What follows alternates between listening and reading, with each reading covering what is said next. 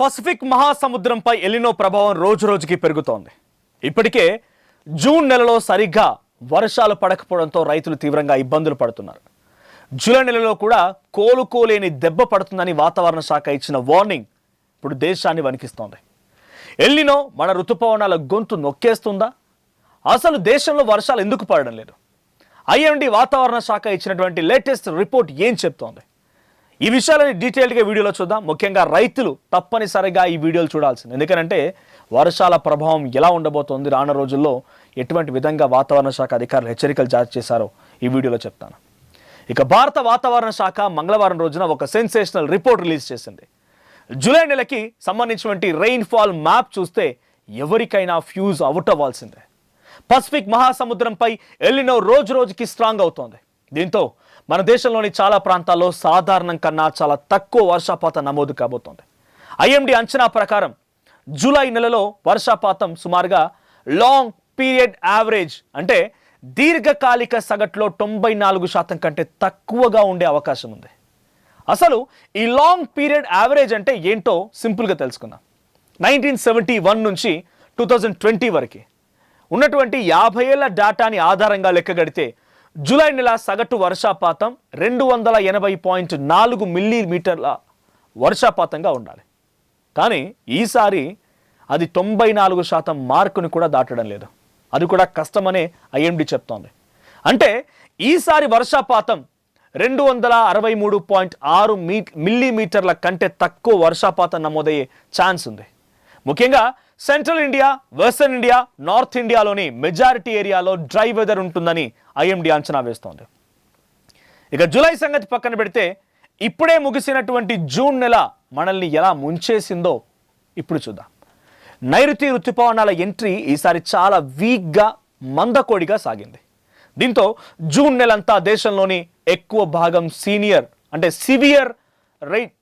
Rainfall డెఫిసిట్ని ఎదుర్కొంది. 1901 అప్పటి నుంచి ఉన్నటువంటి వాతావరణ రికార్డులను పరిశీలిస్తే అత్యల్ప వర్షపాతం నమోదైనటువంటి టాప్ 5 మంత్స్లో జూన్ నెల లిస్టులో ఈ ఏడాది జూన్ మంత్ 5వ స్థానంలో నిలిచింది. గత 10 ఏళ్లలో చూస్తే ఇదే అత్యంత డ్రైగా ఉన్నటువంటి మంత్. నార్మల్గా జూన్ 1 నుంచి జూన్ 30 మధ్య దేశంలో కురవాల్సిన సాధారణ వర్షపాతం 165.3 మిల్లీమీటర్లు. కానీ వాస్తవంగా కురిసిందెంతో తెలుసా? జస్ట్ 99.5 మిల్లీమీటర్లు మాత్రమే కురిసింది. అంటే దాదాపు సగానికి సగం వర్షపాతం తగ్గిపోయిందన్నమాట. ఈ భారీ వర్షపాత లోటు వల్లే ఇప్పుడు దేశవ్యాప్తంగా కరువు ఛాయలు స్పష్టంగా కనబడుతున్నాయి. జూలై నెలలో కూడా వర్షం సరిగ్గా పడకపోతే ముఖ్యంగా రైతులు తీవ్రంగా నష్టపోతారు. పంటలు వేయడం కష్టంగా మారుతుంది. ఒకవేళ వేసిన వర్షాలు లేక పంటలు ఎండిపోయే పరిస్థితులు కూడా వస్తాయి. వానలు పడకపోతే కేవలం ఎండలు పెరుగుతాయని అనుకుంటే పొరపాటు. ఎందుకంటే దీనివల్ల దేశానికి వెన్నుముకైనటువంటి వ్యవసాయ రంగం కుప్పకూలిపోయేటువంటి ప్రమాదం కూడా ఉంది. ఇప్పటికే ఈ డ్రై వెదర్ ప్రభావం పంటలపై పడడం స్టార్ట్ అయింది. జూన్ నెలలో వానలు లేకపోవడంతో భూమిలో తేమ శాతం దారుణంగా పడిపోయింది. చాలా రాష్ట్రాల్లో రైతులు ఖరీఫ్ విత్తనాలు వేయలేకపోయారు. విత్తనాలు వేయడం కూడా తీవ్రంగా తగ్గిపోయింది. సాధారణంగా జూన్ నెల ముగిసే సమయానికి దేశవ్యాప్తంగా మొత్తం ఖరీఫ్ సాగు విస్తీర్ణంలో సుమారుగా 20-25% వరకు అంటే 20-25% వరకు విత్తనాలు వేయడం పూర్తవుతుంది. జూన్ నెలలో ప్రధానంగా వరి నార్లు పోయడం, పత్తి, సోయాబీన్, మొక్కజొన్న, వేరుశనగ లాంటి కొన్ని రకాల పప్పు ధాన్యాల సాగులు కూడా ప్రారంభమవుతాయి. జూన్ చివరి వారానికల్లా దేశవ్యాప్తంగా దాదాపుగా 200 నుంచి 250 లక్షల హెక్టార్లు పంటలు పడాలి. కానీ ఐఎండీ రిపోర్ట్ ప్రకారం ఈ ఏడాది జూన్ నెలలో ఏకంగా 40% వరకు వర్షపాతం లోటు నమోదు కావడం, ముఖ్యంగా మధ్య భారతదేశంలో మిడిల్ ఇండియాలో 50% లోటు ఉండడంతో ఈసారి ఖరీఫ్ సాగు దారుణంగా మందగించింది. ఇక జూన్లోనే వరి నాట్లు, నార్ల పనులు వేగంగా జరగాలి. కానీ నీటి లభ్యత లేకపోవడంతో చాలా రాష్ట్రాల్లో వరి సాగు కేవలం 10 నుంచి 12% లోపే నమోదైంది. ఈ వర్షాధారిత పంటలైనటువంటి పత్తి, సోయాబీన్ పంటలకు కూడా జూన్ మొదటి 2 వారాల్లోనే విత్తనాలు వేయడం పూర్తి కావాలి. ఈసారి నెలలో తమకు తేమ లేకపోవడంతో వల్ల రైతులు విత్తనాలు వేయడానికి కూడా సాహసించలేరు. దీంతో సాధారణ సాగుతో పోలిస్తే ఈసారి దాదాపుగా 30 నుంచి 35% తక్కువ విస్తీర్ణంలోనే విత్తనాలు పడ్డాయి. ఇలా రెయిన్ క్రైసిస్ కొనసాగుతున్న క్రమంలో ఐఎండీ శాస్త్రవేత్తలు ఒక రిలీఫ్ ఇచ్చే ప్రకటన చేశారు. జూలై ఫస్ట్ వీక్లో వాతావరణం కొన్ని పాజిటివ్ చేంజెస్ వచ్చే ఛాన్స్ కూడా ఉందంటూ బంగాళాఖాతంలో కొత్తగా అల్పపీడన వ్యవస్థలు ఏర్పడే అవకాశం ఉందని, దీనివల్ల మధ్య పశ్చిమ ఉత్తర భారత్లోనే జూలై మొదటి వారంలో వర్షాలు పడే అవకాశం ఉందని చెప్తున్నారు. ఒకవేళ వర్షాలు పడితే పంటలు పండడానికి ఆస్కారం ఉంటుంది, లేదంటే కరువు పరిస్థితిని మనం డెఫినెట్గా ఎదుర్కోవాల్సి ఉంటుంది. ముఖ్యంగా రైతులు తీవ్రంగా నష్టపోతారు.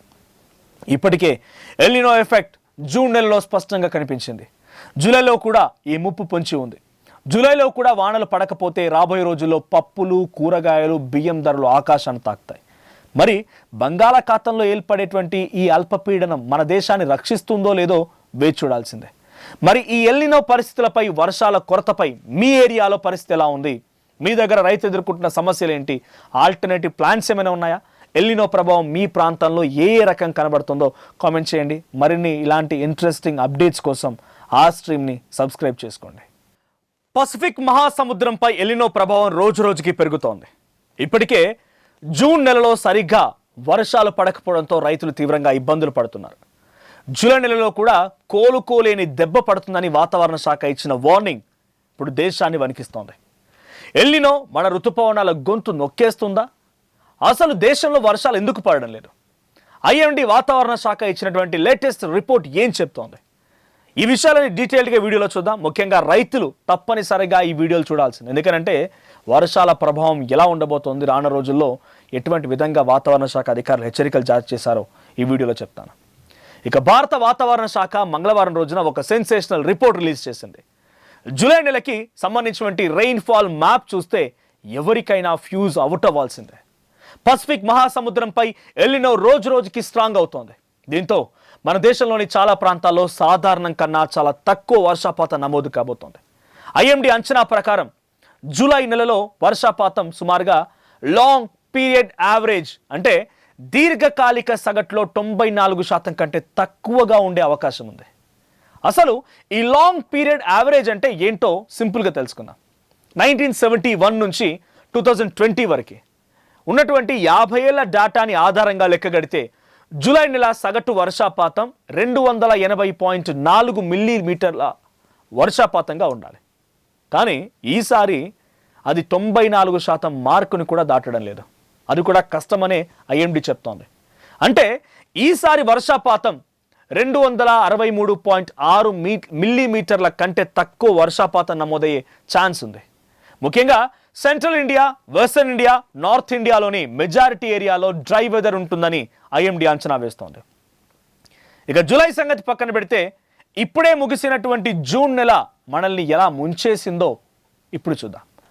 నైరుతి ఋతుపవనాల ఎంట్రీ ఈసారి చాలా వీక్గా, మందకోడిగా సాగింది.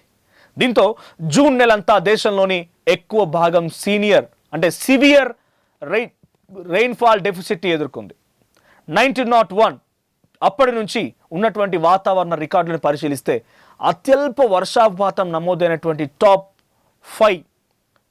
5 మంత్స్లో జూన్ నెల లిస్టులో ఈ ఏడాది జూన్ మంత్ 5వ స్థానం నిలిచింది. గత 10 ఏళ్లలో చూస్తే ఇదే అత్యంత డ్రైగా ఉన్నటువంటి మంత్. నార్మల్గా జూన్ 1 నుంచి జూన్ 30 మధ్య దేశంలో కురవాల్సిన సాధారణ వర్షపాతం 165.3 మిల్లీమీటర్లు. కానీ వాస్తవంగా కురిసిందెంతో తెలుసా? జస్ట్ 99.5 మిల్లీమీటర్లు మాత్రమే కురిసింది. అంటే దాదాపు సగానికి సగం వర్షపాతం తగ్గిపోయిందన్నమాట. ఈ భారీ వర్షపాత లోటు వల్లే ఇప్పుడు దేశవ్యాప్తంగా కరువు ఛాయలు స్పష్టంగా కనబడుతున్నాయి.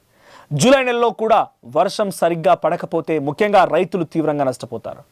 పంటలు వేయడం కష్టంగా మారుతుంది. ఒకవేళ వేసిన వర్షాలు లేక పంటలు ఎండిపోయే పరిస్థితులు కూడా వస్తాయి. వానలు పడకపోతే కేవలం ఎండలు పెరుగుతాయని అనుకుంటే పొరపాటు. ఎందుకంటే దీనివల్ల దేశానికి వెన్నుముకైనటువంటి వ్యవసాయ రంగం కుప్పకూలిపోయేటువంటి ప్రమాదం కూడా ఉంది. ఇప్పటికే ఈ డ్రై వెదర్ ప్రభావం పంటలపై పడడం స్టార్ట్ అయింది.